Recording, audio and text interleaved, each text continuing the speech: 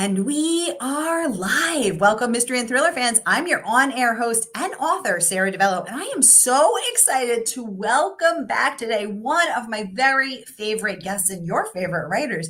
That is, of course, best-selling author Janice Hallett, joining us live from the UK, here to give us the inside scoop on her brand new book, The Killer Question, out tomorrow in the US. Janice, welcome back to Mystery and Thriller Mavens. Tell us about this book. Oh, thank you, Sarah. It's great to be back. My goodness. Well, The Killer Question. The Killer Question is out tomorrow, and it's a murder mystery set in the world of pub quizzing, which over with you is called trivia quizzing. We call it pub quizzing here. For you, it's trivia. And we're with two landlords of a local pub called Sue and Mal. And they run this very isolated bar that they've had to really work to drum business up in. And they have started a quiz night along with various other pubs in the region belonging to the same brewery. They all coordinate their quizzes, and there's a great sense of community both between the pub landlords and the people who do the quizzes. There's a lot there's a lot of energy and a lot of passion for this in this little community. Now, Sue and Mal pride themselves on their quiz. So when a team turns up called the Shadow Knights, who nobody knows, and when they start winning every single quiz, people's backs are up, as they would be.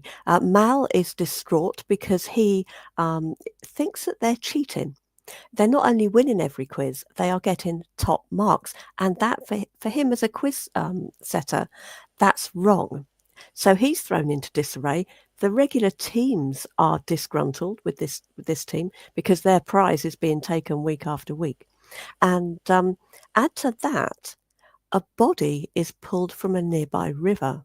And that body belongs to a man who was thrown out a few weeks before for cheating in the quiz. Now, all of this links back to something that might have happened to Sue and Mal 5 years earlier, when they lived a different life to the one they live today. They used to be police officers, and they were involved in a police operation that went catastrophically wrong.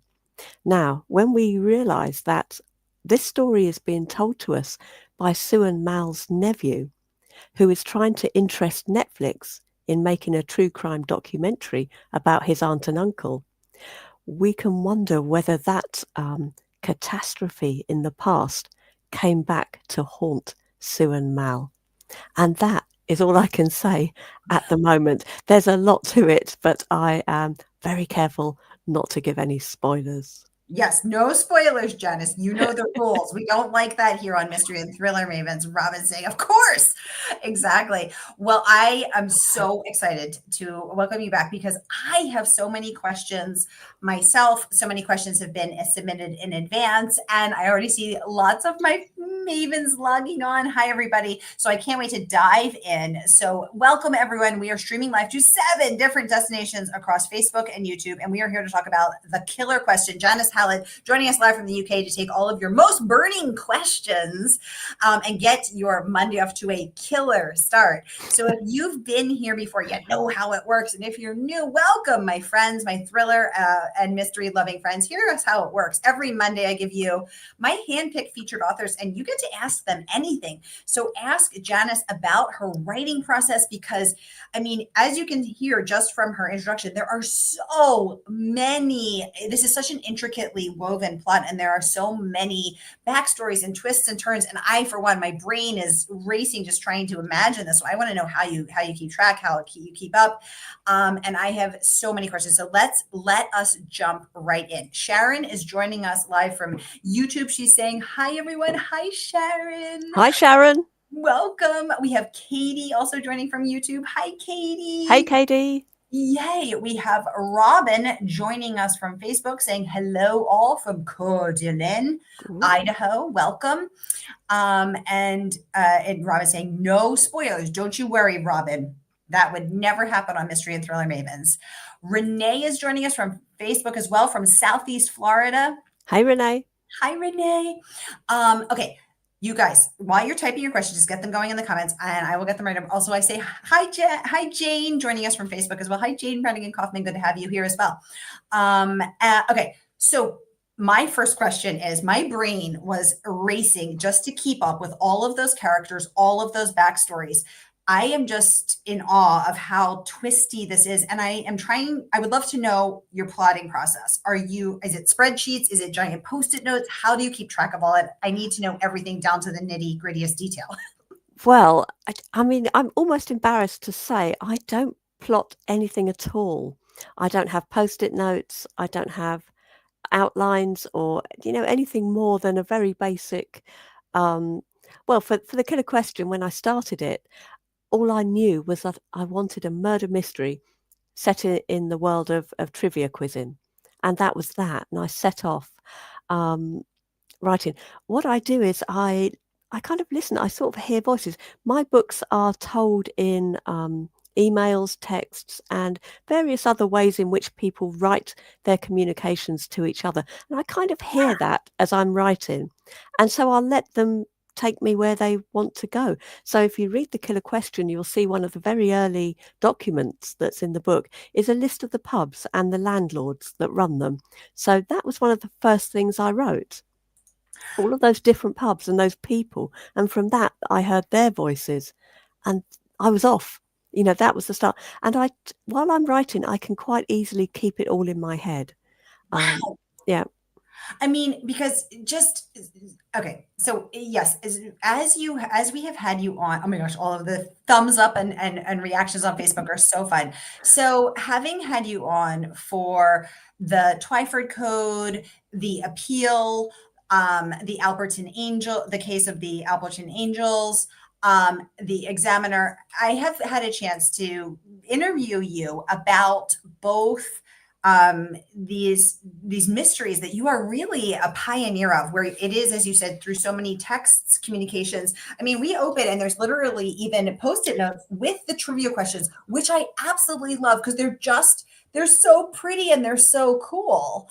And then you go right into emails from Dominic, from this mysterious Dominic, who quickly reveals that he is the nephew of the pub owners, and he's pitching Netflix, which is and getting automated responses, not to email it, which is so funny and relatable. And that's another thing I love about your books, Janice. You're very, very funny. Yeah. So but I think I'm just in sort of awe that you're able to not plot, but keep all of these emails, these post-its, these texts all straight in your head. I mean, how do you not get confused or messed up?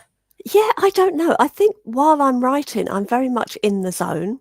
And all of these, it's like, and I go to that world when I write. So as we know all the people in our world, in the real world, I go to this imaginary world and I know all of the people in it. I mean, they do fade over time. So between writing a book and, talking about it in events like this, I do have to relearn kind of, because I've written other things in between and those worlds have taken over my inner mind. So yeah, it's but while I'm writing, that they kind of they're always there. They're always there with me. Wow. Robin is saying, ooh, a trivia quiz murder. I know, isn't it so fun, Robin? It's just so fun. Renee is echoing. Renee, you and I are always connected. She's saying, that is incredible. I know, my brain hurts. I'm going to have to massage it later just to think about this. Katie wants to know, oh, I love this question. Thank you, Katie. How long do you spend on a first draft? And has it varied much between your various books? Great question, Katie. That is a fabulous question. Now, it has varied. The first book I wrote, The Appeal, it was the first book I'd ever penned at all. And I set off thinking, I don't want to spend more than a year on this book. And that was a self-fulfilling prophecy because it took me 364 days to write that very first draft. Wow. Now since then, I've had to get a lot quicker because I'm on a schedule. I have commissions for multiple books, and now I've got it down to 6 months for one first draft, start to finish, 90,000+ words. I don't think I could do it any quicker. Somehow, the way I write, the way I have to think, the way I have to do it, I don't think I could do it any quicker than that. But yeah, most of I think like Twyford Code and Alperton, they were about 7-8 months each.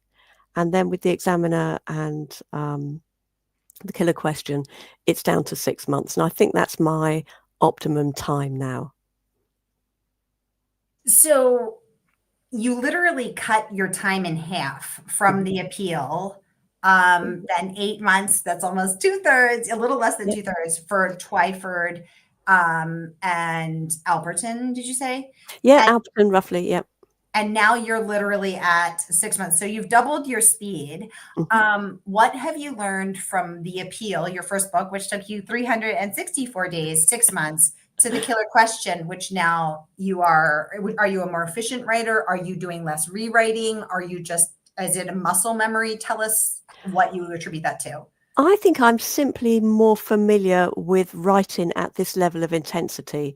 I'd come from screenwriting. So when I started writing The Appeal, the intensity that you need to write a novel was quite a culture shock. And so it took me a lot longer. I was also writing scripts as well at the same time. Script writing, if anyone listening here has ever done it, script writing is a lot faster, a lot lighter. You're writing very sparsely as well. And scripts are very short. Mostly, if you're writing for TV, if you're writing for film, you're probably writing for low budget film. So you can't go over 90 pages. So these scripts can be written fairly quickly compared to a novel. And it was simply getting used to that intensity that's required to sit down and write 1,000 words every day. That's a really intense thing. And I've certainly got better at it, more efficient at it, and I know the format a lot better now. And it's all to do with, experience, I suppose. And what is that writing day like? Do you take weekends off? Is it no days off? Is it you are sitting there until you get those 1,000 words? What do you do if the words don't come? Do you take a walk, or you're just not moving until they happen? Tell us what your writing day looks like. My writing day starts very early. I get up about 6:40 and I'm at my desk by 7:30 in the morning, and I'll work really intensely until lunchtime, whenever that may be. It could be as early as 11, could be 12. But that time is really important to me. That's when I do all of my writing. And mostly I will do 1,000, sometimes even 1,200 words. And occasionally I'll only do 800. But that's fine. I don't beat myself up about that. Very rarely will the words not actually come, because I used to be a journalist, and that's a great education in how you write, even when you don't feel like it, even when there's nothing to write, even if it's something you're going to delete after. You have to keep writing and write your way through any moments that you're stuck. So that morning writing is really, really important to my schedule. If I've got anything that interrupts that, so for example, I've got an early meeting, I have to leave and go to a meeting instead of writing, I can't come back home in the afternoon and do the writing I missed. I'm a morning writer. It's like the afternoon isn't good for me for that intense creativity. So it's the mornings that I have to have. And of course, we all have times when we're away. I've been away for a week on a tour of the UK for the launch of The Killer Question. I haven't done any writing at all, so I've had to incorporate that into my schedule. And and I guess other writers are very, very different to that. Some writers write through the night. Do you? Really? I see. I couldn't do that. No way could I do that. I'd fall asleep over my keyboard. I really would. The moon comes up and I come alive. And you know what's so Wow. interesting, Janice, is for my 40th birthday 8 years ago, I did a 23andMe. So I swabbed my cheek and did my genetics. And Mhm. it actually came back that it said you're a night person. And it's absolutely true. And I've been that way since I was a kid. I was the little kid who couldn't sleep. I'm wide awake at night Yeah. and I'm Wow. very groggy in the mornings. And it's 100% Yeah. genetic. And there's really nothing you can do about it. It's so Oh, interesting. wow. Oh, I feel better about not being able to stay up late now, because And that's I in my feel be genes. and I feel better about not being I don't want to Oh. feel like a lazy sloth who cannot possibly be up at 6:30 a.m. So that's perfect. Oh my gosh. Okay, we have so many questions. Oh my God, I'm loving all of these questions. I can't wait to get to all of them. Okay, Katie wants to know, Janice, do you enjoy pub quizzes? Is it something you've done before, or did you have to join a group or attend as few as part of a research? Great question, Katie. Oh, Katie, I absolutely love pub quizzes. I love them. I'm a member of a pub quiz team with my other half. It's called Friends and Family because some of them are related, and we're the friends, I think. Um, so yeah, I've been a member of that for about 3 or 4 years. But actually, Gary and I, we've quizzed, a lot over the years with other teams, and fundraising quizzes are quite popular here. If you have local community groups, they'll often hold a quiz to raise funds for that group, and we'll do those quizzes. We also have a regular fortnightly quiz at a pub called the Legion, here in West London. So yeah, I know that world pretty well, and it's the passion, I think, that draws me into that world, and a bit like the appeal. People are very, very passionate about the hobby of amateur drama, and quizzing is the same. I mean, if something goes wrong in a quiz, if there's dispute over a question, or someone who thinks a team is cheating, this, fights can happen. People can be shouting and swearing, and it really, really matters to those people. And that kind of passion about something that is only, subjectively important. That really attracts me as a writer and as someone who observes human behaviour. So yeah, pub quizzing. As soon as I started doing it again, seriously, a few years ago, I thought, yeah, this is a world to set a murder in for sure. That is so, oh my gosh. So you've been thinking, I would like to set a murder in this at some point. Yeah. And as you're witnessing fights and arguments breaking out at the Legion in West London, I mean, perhaps you're even stoking some of those fights, shouting out, he cheated. Who said that? Who said that? Fight. Who said that? I can picture you at pub night, Janice. That is so funny. Oh my God. I kind of want to come over to West London and come to the you're very welcome. Yeah, come over. I shall. I've never done a quiz night. I'd probably be terrible. Really? You've never done a quiz? Oh, you should. Never. Oh, that's something to do. But really, I love games. Okay, Janice, it's a date. Next time I'm in London. Robin says 364 days is an amazing amount of time to spend with these characters and their stories, and then to let them be free in the world. Oh, what a lovely turn of phrase. Yeah.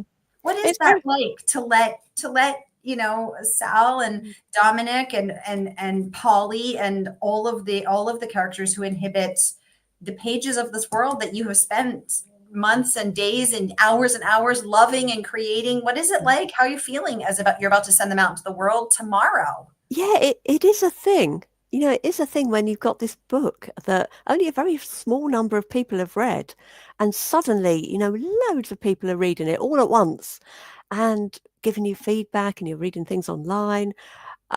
It's almost like it stops belonging to you. And then it belongs to the reader. It passes to them, and whatever it means to them is the most important thing, and not what it means to me, not what it meant to me to write it. It's almost like you let go of the book then, and it becomes what it means to your readers, and that's really the way it should be. It's like your book leaves home and it never comes back. But do you feel how do you feel about that? Are you a little sad? Are you happy to see them go? I'm happy. I'm happy for it.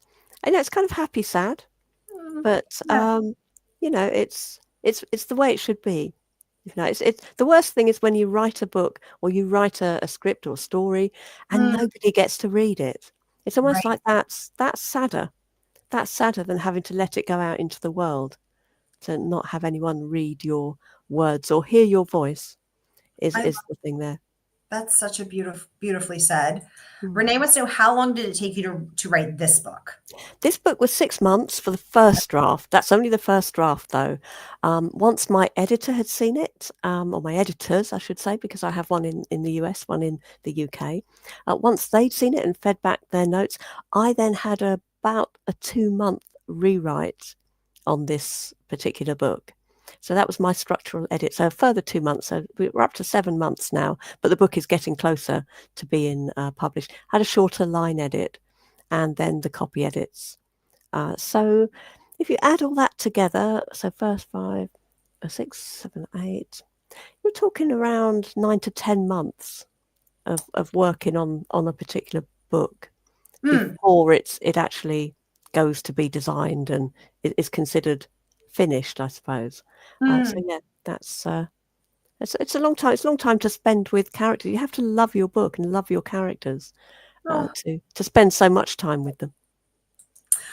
Laurie would like to know, you have two covers. Oh my gosh, Laurie, I was just wanting to know this. I love this. You have two covers, one for the UK and one for the US. Did you have input? Could you hold up the Yeah, UK cover, Janice? I can. Which one is your favorite? I am torn between both. I love them, and I may get the UK version since I already have the US. So first of all, everyone who's watching, tell us, do you love the blue US version that I'm holding up, or do you love the red UK version that Janice is holding up? They are both so pretty. And Janice, while everyone's weighing in on that, could you answer Laurie's Yeah. question about your input into them and which is your favorite? I have to say my input into covers is minimal, if any, none. It's literally none. They do send me the designs, and that sometimes they'll send earlier designs, and I'll have a build up of designs as they're developed, so to speak. But it's not really for my input. It's just a courtesy, really, because the publishers, they know what Mm, will sell the book in store and uh-huh. will attract the book to its readership. And I don't know that. I'm not a visual person. I'm not an artist. Uh-huh. So I'm very happy to leave it up to them. Which is my favourite. I love them both, and Uh-huh. both of them pick out different aspects of the book. And there are so many aspects of this book that it Uh-huh. it kind of makes sense. I think you could probably have two or three other covers, and they would each pick out a different part of the book and be Wow. equally interesting. So I love them both. But did And everyone notice that this shadow is actually a shape in the skull? Because I think I have to vote for the US cover, Janice. I think they're beautiful, and okay, red is actually my favorite color. And I do love that red blood splotch on the spine of yours. But I'm sorry, I didn't. I've had this book for this advanced copy for 2 months, and I only just noticed the skull this morning. So yeah, I I, just think that is so cool. At first, I just thought it was the shadow of the beer mug. And I was like, oh yeah, my God, it's a skull. It's just so cool. it's So, amazing, isn't it? which, Amazing. which one is your favorite, Janice? I love them both. But I, if you I had really to do. pick, if you had I to had pick, to. I wouldn't be able to pick. It's like asking whether which child is your but favorite. I everyone love secretly does both. have a favorite child. No, I love them both. They're both Okay. equally beautiful to me. To prove that, I have both together. I have them Oh, both with me here. little Yeah. twins, little twins. Twins. Oh, Well, I love that. So speaking of books, the book is out tomorrow, everybody, and you can pre-order today from our favorite woman-owned independent bookstore. That is, of course, Murder by the Book. So whether you're watching with us on YouTube or on Facebook, you can click and pre-order your copy of The Killer Question right here. I'm popping it up for all to see. So go ahead and click and order now. This is your chance to immerse yourself in this wonderful, twisty, surprising, and utterly delightful book. Oh my gosh, so many questions are coming in. I can barely keep up. Okay, let's jump in. Hold on, I missed one back here. I'm going to scroll back. I don't want to miss anybody, so I'm going all the way back, and I will get to all of them. I promise. Okay, so this one is from Robin, and she said, "I am loving the bookcase behind Janice. Janice, what is your favorite treasure on those shelves?" What a lovely oh question. my goodness. That's I mean, it's smoke and mirrors because the behind me looks very, very neat It and does. tidy. Everywhere else is just piles of books that you can't see and boxes and all sorts of things. But yeah, those books behind me I've had for many years, and most of them are hail from my English degree. You can see a row of I don't work out the camera. There we go. A row of black spined penguin classics there, which I studied for my English degree. And I'd say my favourite treasure there is Don Quixote by Cervantes, which is a book I've found very influential I was in my wondering. life. I was wondering what those black spines were. Thank you Yeah, for the classics. question, They are Rob. the classics. Great question, Robin. And as a British writer, you kind of have to have the classics, don't you, Janice? I mean, that's just the Yeah. rule. Oh, absolutely. You have to have all the Victorian novelists for sure. Yes, exactly. But They would revoke your British citizenship if you didn't have those. I mean, I feel like they there's a would. yeah. I'd lose my passport. It would, Yeah, but you know. exactly. The British police are gonna come storming in and say, "Where's your pile of the classics? You're not really British." Renee is saying she didn't know that it was genetic that it's morning or night. Yes, it is, Renee. And Wow. she wants to know, so do you go to sleep early, Janice, or are you just a Yes. super sleeper? Okay. No, I go to bed quite early, so I get very tired. Okay. I'm not the best sleeper in the world, unusually. Excuse me. I wake up in the night a lot. That is And so that's when I think a lot about plots and characters while I'm trying to get back to sleep. But yeah, Renee, you should do your genetic testing and report back. It is definitely. fascinating. It is Yeah. fascinating. As I mentioned a moment ago, the book opens with Dominic pitching Netflix, and then pitching the affiliate that runs a special about his idea for a true crime documentary. Katie wants to know: so, have you ever been tempted to go on a TV quiz show? Oh my God, you'd be so Oh, good. these questions are the best questions ever. They really Am I tempted? I watch a lot of TV quizzes. They're all British ones. So, I mean, over here we have The Chase, we have one called Tipping Point, we have Bridge of Lies. There's various others that we watch quite regularly, every single night. Um, would I be tempted to go on them? A part of me does, but a bigger part knows that I would get terribly nervous and that I would also get all of the questions that I didn't know the answer to. Isn't it? Wouldn't that just be the way?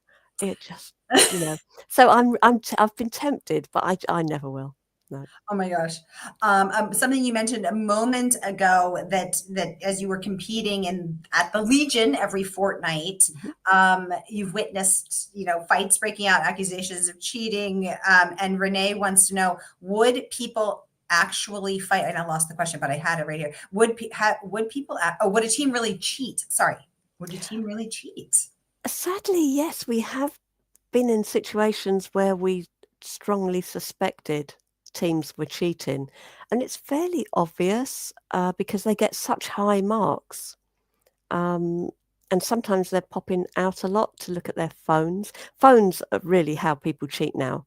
There's not many other ways to cheat, but looking things up on your phone. Hmm. Um, Which would be and so easy, just under the very, table or it's running very easy. to the loo, and all of a sudden you're back with the Yeah. killer answer.